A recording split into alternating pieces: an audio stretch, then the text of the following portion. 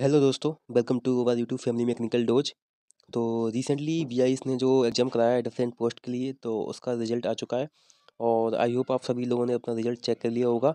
तो आज हम इस वीडियो में बात करने वाले हैं डिफरेंट पोस्ट के लिए category wise expected cut off क्या रह सकता है फॉर द स्किल टेस्ट और ट्रेड टेस्ट।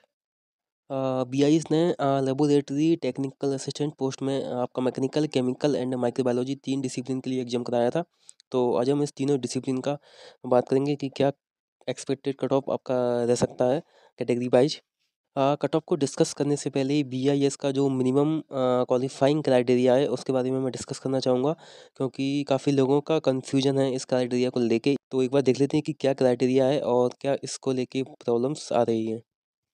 तो देखो, क्राइटेरिया की बात करें तो सिंपल सा क्राइटेरिया उन्होंने दे रखा है कि the candidate will be required to secure at least 50% marks in the concern discipline. तो इनका जो पहला क्राइटेरिया है वो ये है कि आपका जो भी कंसर्न डिसिप्लिन है, जो आपकी ब्रांच है, तो उसमें आपके 50% मार्क्स एटलीस्ट आना चाहिए। तो यदि हम इस पोस्ट की बात करें टेक्निकल असिस्टेंट की या फिर असिस्टेंट कंप्यूटर एडेड डिज़ाइन की या फिर सीनियर टेक्नीशियन की, तो इसमें आपका 50 मार्क्स का आपका डिसिप्लिन के क्वेश्चन थे। तो आपके एटलीस्ट इसमें 25 मार्क्स आपके आने चाहिए। तो जो भी कैंडिडेट 25 मार्क्स या उससे ज़्यादा लेके आते हैं वही आपके नेक्स्ट फर्दर प्रोसेस के लिए क्वालिफाई किए जाएंगे। और नेक्स्ट कंडीशन जो उन्होंने दे रखी है, and also at least 50% marks in aggregate out of total maximum marks. तो सेकंड कंडीशन भी ये डाल रखी है कि जो टोटल आपके मार्क्स हैं, जो आपके 150 मार्क्स हैं, तो उसमें भी आपके 75 मार्क्स, दैट इज़ 50% मार्क्स आपके एटलीस्ट होना चाहिए। तो जो भी कैंडिडेट, फर्स्ट कंडीशन और second condition, that is 75 marks overall and 25 marks minimum in technical part. तो जो भी इन कैंडिडेट के मार्क्स होंगे, जो कैंडिडेट दोनों कंडीशंस को फॉलो करेंगे, तो वही कैंडिडेट नेक्स्ट स्टेप के लिए क्वालिफाई किए जाएंगे या फिर नेक्स्ट स्टेप के लिए आपको बुलाया जाएगा। तो ये सिंपल सा क्राइटेरिया है बीआईएस का क्वालिफाइंग नेचर का। तो इसमें दिक्कत क्या आ रही है वो मैं आपको एक बार बता देता हूँ। नेक्स्ट हम बात करेंगे कट ऑफ की। तो अभी हमने जो मिनिमम क्वालिफाइंग क्राइटेरिया को डिस्कस किया था, तो उसमें एक बार देख लेते हैं ब्रांच वाइज कितने कैंडिडेट एलिजिबल हैं। तो मैकेनिकल की बात करें तो मैकेनिकल में केवल 96 बच्चे ऐसे हैं जिन्होंने जो 75 मार्क्स वाली जो कंडीशन थी उसको क्वालिफाई किया है। लेकिन दोनों कंडीशंस को मिला के देखा जाए तो केवल 78 बच्चे ही मैकेनिकल से क्वालिफाइंग हैं। नेक्स्ट बात करें केमिकल की, तो केमिकल में केवल 175 बच्चे ऐसे हैं जिनके 75 मार्क्स हैं ओवरऑल। और उसमें भी शॉर्टलिस्ट किया जाए जिनके 75 मार्क्स हैं प्लस जिसके डिसिप्लिन में 25 मार्क्स हैं, तो उनको शॉर्टलिस्ट करने के बाद केवल 70 बच्चे ऐसे हैं जिन्होंने दोनों कंडीशंस को फॉलो किया है। और देन बात की है माइक्रोबायोलॉजी की, तो इसमें तो भाई केवल 13 बच्चे ही ऐसे थे जिन्होंने 75 मार्क्स या उससे ऊपर नंबर लेकर आए हैं। और ये दोनों कंडीशंस की बात की है माइक्रोबायोलॉजी के केस में, जिनके 75 मार्क्स भी हैं ओवरऑल और प्लस जिन्होंने 25 मार्क्स या उससे ज़्यादा लेकर आए हैं डिसिप्लिन में। तो ऐसा तो सिंगल एक भी कैंडिडेट नहीं है जिन्होंने दोनों कंडीशन को फॉलो किया है। तो अब बात ये आती है कि यदि मैं मान लूँ कुछ देर के लिए कि चलो ये मैकेनिकल केमिकल में थोड़ा सा कॉम्प्रोमाइज़ करके जो भी कैंडिडेट थोड़ा सा शिफ्ट कर सकते हैं, थोड़ा सा फ्लेक्सिबल आपको देखने को मिल सकता है रिजल्ट में कि ये थोड़ा शायद हो सकता है कि जो भी कैंडिडेट 1 या 2 मार्क्स से रह गए हैं क्वालिफाइंग नेचर में, तो उनको ये कंसिडर कर सकते हैं। तो मैकेनिकल केमिकल का थोड़ा-सा आपको देखने को मिल जाएगा। लेकिन यदि मैं बात करूँ माइक्रोबायोलॉजी की, तो माइक्रोबायोलॉजी में तो भाई एक भी कैंडिडेट सिंगल ऐसा नहीं है जिसने दोनों कंडीशन जो उन्होंने दी हुई है उसको फॉलो किया हो और उसके अकॉर्डिंग जो क्वालीफाई हुआ हो। तो कन्फ्यूजन यहाँ पर यही क्रिएट होता है कि क्या ये वैकेंसी में जो रिजल्ट देंगे फाइनल, तो उसमें सारे कैंडिडेट को डिस्क्वालीफाई कर देंगे और वैकेंसी को पोस्टपोन करेंगे या फिर ये री एग्ज़ाम कराएँगे। तो आपको जो भी आपको लगता है कि आपके हिसाब से क्या हो सकता है कि क्या ये री-एग्ज़ाम कराएँगे? क्योंकि इसमें सिंपल सी देखो 2 पॉसिबिलिटी हैं कि पहला तो आपका ये हो सकता है कि ये आपका री-एग्ज़ाम कराएँगे और या फिर वैकेंसी को होल्ड करेंगे कुछ टाइम के लिए, और जब नेक्स्ट टाइम आपका एडवर्टाइज़मेंट आएगा तब ये वैकेंसी को फिल करेंगे।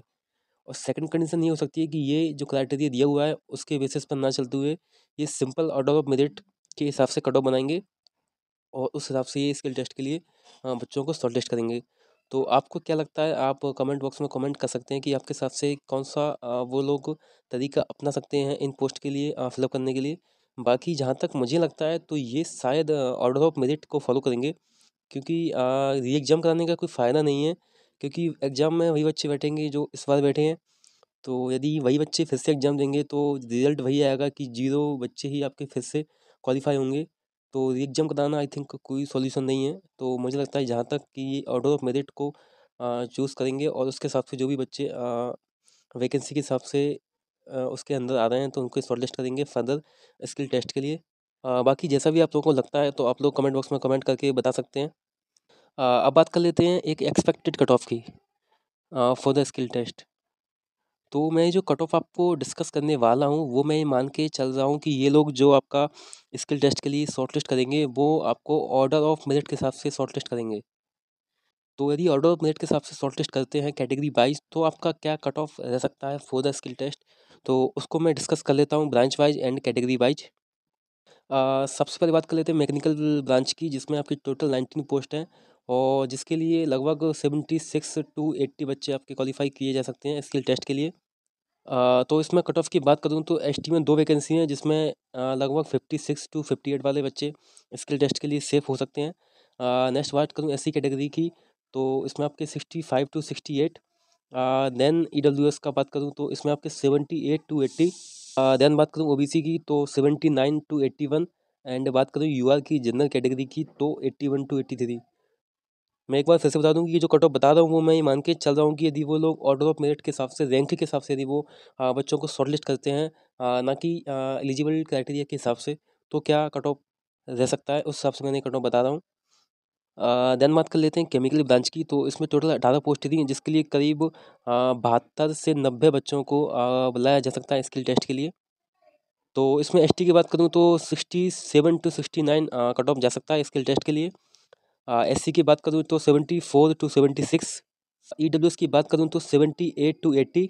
ओबीसी की बात करूँ तो 83 टू 85। एंड इन लास्ट बात करूँ यूआर की तो यूआर में आपका 90 से 92 आपका जा सकता है स्किल टेस्ट के लिए। देखो केमिकल और मैकेनिकल में बच्चे काफ़ी बच्चे हैं जो शॉर्टलिस्ट हुए हैं दोनों कंडीशन के हिसाब से तो मे बी ये कट ऑफ आपका ऑलमोस्ट यही जा सकता है स्किल टेस्ट के लिए। और वो लोग कंसिडर भी करेंगे कुछ बच्चों को। लेकिन बात आती है माइक्रोबायोलॉजी की स्पेशल क्योंकि माइक्रोबायोलॉजी में एक भी कैंडिडेट ऐसा नहीं है जिसने दोनों कंडीशन के हिसाब से एग्जाम को क्वालिफाई किया हो। तो इसलिए मैं ऑर्डर ऑफ मेरिट के हिसाब से ही कट ऑफ आपको बता रहा हूँ।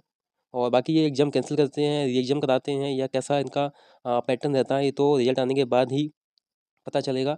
तो अब बात कर लेते हैं माइक्रोबायोलॉजी की जिसमें टोटल 10 पोस्ट थी तो जिसमें यदि 40 से 50 बच्चे लगभग आपको स्किल टेस्ट के लिए बुलाते हैं तो क्या कट ऑफ रह सकता है आपका। तो एसटी की बात करूँ तो लगभग 52 से 54 वाले बच्चे सेफ हैं स्किल टेस्ट के लिए। एससी की बात करूँ तो 54 टू 56। देन बात करूँ ईडब्ल्यूएस की तो आपके 53 टू 55। ओबीसी की बात करूँ तो 59 टू 60। देन बात करूँ यूआर की तो 73 टू 75। तो ये सारा कैटेगरी वाइज कट ऑफ है ब्रांच वाइज। बाकी आपको क्या लगता है कि बीआईएस किस बेसिस पर शॉर्टेस्ट करेगी तो आप अपना जो आपका राय है वो आप कमेंट बॉक्स में बता सकते हैं। और बाकी आई होप डैट एसआईओ ये लोग ऑर्डर ऑफ मेरिट के हिसाब से बच्चों को क्वालिफाई करें क्योंकि री एग्जाम कराना मुझे लगता है कि एक सही सॉल्यूशन नहीं है। और कहीं ना कहीं वैकेंसी यदि निकाली है तो उनको मैन पावर की रिक्वायरमेंट होगी तो इस वजह से शायद ये एग्जाम को कैंसिल करने के काफ़ी कम चांसेस हैं। तो मोस्ट ऑफ द प्रोबेबिलिटी बनती है कि ये लोग कहीं ना कहीं शॉर्टलिस्ट करेंगे बच्चों को और कहीं ना कहीं फ्लेक्सिबिलिटी दिखा के कॉम्प्रोमाइज़ करके बच्चों को कंसिडर करेंगे। तो I hope all the best for the result and thanks for watching.